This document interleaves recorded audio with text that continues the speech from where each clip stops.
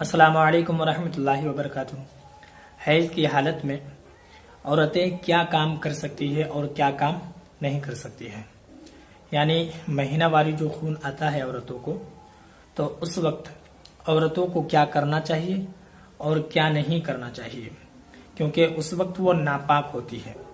अगर किसी को 5 दिन हैज़ आता है तो वो 5 दिन नापाक हो गई, है ना। अगर किसी को 7 दिन आता है तो वो 7 दिन नापाक हो गई। 10 दिन अगर किसी को आता है तो वो 10 दिन नापाक हो गई। अब नापाकी की हालत में वो खाना बना सकती है, नहा सकती है, कुरान शरीफ की तिलावत कर सकती है, नमाज पढ़ सकती है, रोजा रख सकती है, दुरूद पढ़ सकती है, कलमा शरीफ पढ़ सकती है। इस तरीके से और भी बहुत सारे काम हैं जो उसे करना चाहिए या नहीं करना चाहिए। मैंने इसके मुतालिक एक नहीं बल्कि कई सारी वीडियोस इसी चैनल पर अपलोड की है और मुझे लगा था कि अब शायद इस टॉपिक पर वीडियो बनाने की मुझे ज़रूरत नहीं पड़ेगी, लेकिन सवाल ही कुछ ऐसा आ गया कि मजबूरन मुझे इस टॉपिक पर फिर से वीडियो बनाने की ज़रूरत पड़ी।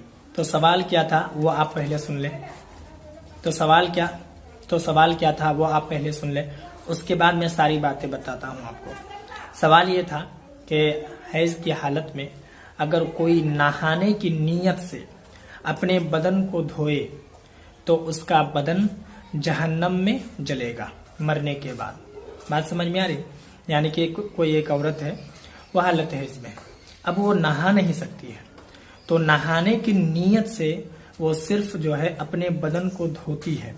क्योंकि आपने बहुत सारे औरतों के बारे में सुना होगा, क्योंकि उन लोगों के बाल लंबे लंबे होते हैं तो सूखने में जरा वक्त लगता है, और जल्दी जल्दी में कहीं अगर जाना होता है तो अपने सर को नहीं भिगाती है, बाल को नहीं भिगाती है, क्योंकि अगर भिगाएगी तो जल्दी सूखेगा नहीं। इसकी वजह से जो है मतलब पूरे बदन को धो लेती है और सर को छोड़ देती है।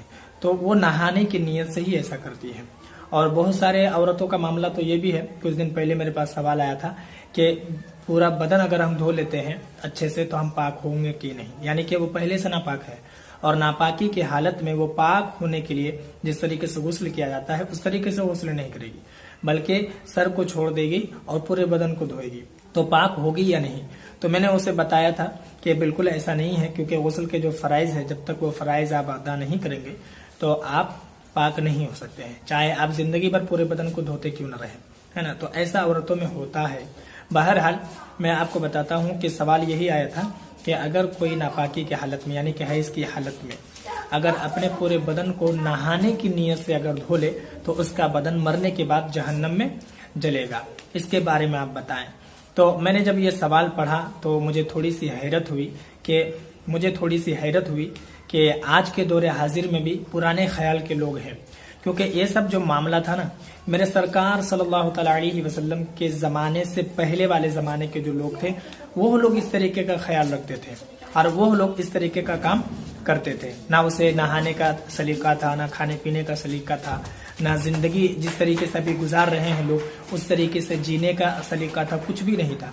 मेरे सरकार के आने के बाद सभी लोगों को मेरे सरकार ने बताया कि खाने का अदब ये है, नहाने का अदब ये है, नमाज आप इस तरीके से पढ़ेंगे, बात किसी से करना हो तो इस तरीके से करेंगे, बड़ों का अदब, छोटों से मोहब्बत, औरतों की इज्जत, निकाह करने का सलीका, मियाँ बीबी किस तरीके से रहते हैं, माँ बाप का क्या हक है अपने औलाद पर और औलाद का क्या हक है अपने माँ बाप पर। इस तरीके से सारी बातें, यानी कि दुनिया में आप किस तरीके से रहेंगे, मरने के बाद क्या होगा, आपके अच्छे आमाल, अच्छा काम किस वक्त तो कबूल किया जाता है, सारी बातें मेरे सरकार ने बताई। तो इस दौर में मेरे ख्याल से इस तरीके की सोच नहीं आनी चाहिए। और दूसरी बात, पहले का मामला ये था कि किताबें जरा महंगी आती थी तो सभी लोग नहीं पढ़ पाते थे, और बहुत सारे लोगों का मामला ये था कि किताबें पास में रहती थी लेकिन वो नहीं पढ़ते थे, मतलब पढ़ने नहीं जानते थे। लेकिन आज के दौरे हाजिर में तो ऐसा नहीं है। आप देख ही रहे हैं कि नेट का ज़माना है, ऑनलाइन लोग क्लास करते हैं, ऑनलाइन पढ़ते हैं। कोई भी मसला वगैरह हो तो आजकल किताबों में तलाश करने की बजाय गूगल में सर्च करते हैं और उन्हें मिल जाता है। इसकी वजह यह है कि आज के दौरे हाजिर में जो भी अपलोड करना होता है तो लोग किताबों में शायद करते हैं, लेकिन गूगल में भी वो डाल दिया करते हैं लोगों के आसानी के लिए। बात समझ में आई? तो मैं आपको बताता हूँ कि देखिए, नापाकी की हालत में, हालत हैज़ में आप सब काम कर सकते हैं, दुरूद भी पढ़ सकते हैं, कलमा भी पढ़ सकते हैं, आप नहा भी सकते हैं, जिस दिन चाहे, रात हो दिन हो सुबह शाम जिस दिन चाहे आप खाना भी बना सकते हैं। बहुत सारे लोगों के मन में ये ख्याल आता है कि हैज की हालत में औरतों को खाना नहीं बनाना चाहिए और उसे नहीं बनाने देते हैं। नहीं, वो खाना भी बना सकती है। क्यों नहीं बना सकती? वो खाना किसी को चाहे तो खिला भी सकती है और घर के सारे काम वो कर सकती है। हाँ, इबादत में आप क्या नहीं कर सकते हैं? इबादत में आप रोजा नहीं रख सकते हैं, नमाज नहीं पढ़ सकते हैं, कुरान शरीफ की तिलावत नहीं कर सकते हैं। बाकी उर्दू किताब अगर कोई हो आपके पास, पढ़ना चाहे तो आप उसे भी पढ़ सकते हैं। दुरूद शरीफ भी पढ़ सकते हैं, बिल्कुल हाँ आप पढ़ सकते हैं। आप कलमा शरीफ भी पढ़ सकते हैं।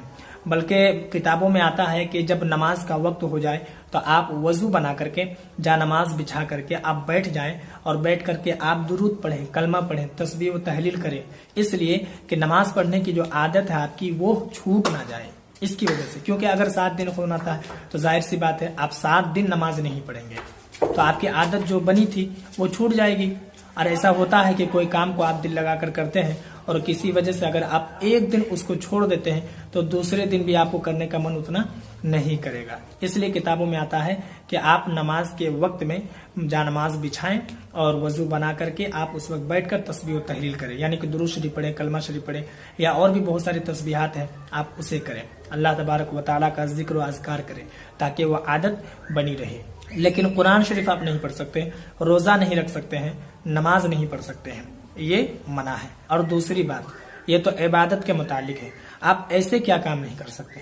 तो ऐसे में आप सब काम कर सकते हैं, बस हम बिस्तर नहीं हो सकते हैं आप अपने शौहर से। बात समझ में आ गई? यानी कि किसी औरत को अगर हैज आ रहा है, महीनावारी खून आ रहा है, तो हैज की हालत में अपने शौहर से वो हम बिस्तर नहीं हो सकती है। और बाकी सारी चीजें जो मैंने बताई वो सब कर सकते हैं। आप नमाज नहीं पढ़ सकते हैं, रोजा नहीं रख सकते हैं, कुरान शरीफ नहीं पढ़ सकते हैं और अपने शौहर से आप हम बिस्तर नहीं हो सकते हैं। इसके अलावा आप नहा भी सकते हैं, खाना बना सकते हैं, खाना खिला सकते हैं, जो भी काम है आप कर सकते हैं। कलमा, दुरूद, जिक्र, अज़कार अल्लाह तबारक व तआला का, ये आप कर सकते हैं। मैं उम्मीद करता हूं कि मेरी बात आपको समझ में आ गई होगी। जितना हो सके इस वीडियो को आप लोगों में शेयर करें ताकि उन लोगों को भी ये बातें मालूम हो जाए। और बाकी अगर आपके मन में कोई और सवाल हो तो आप कमेंट पर जरूर बताएं।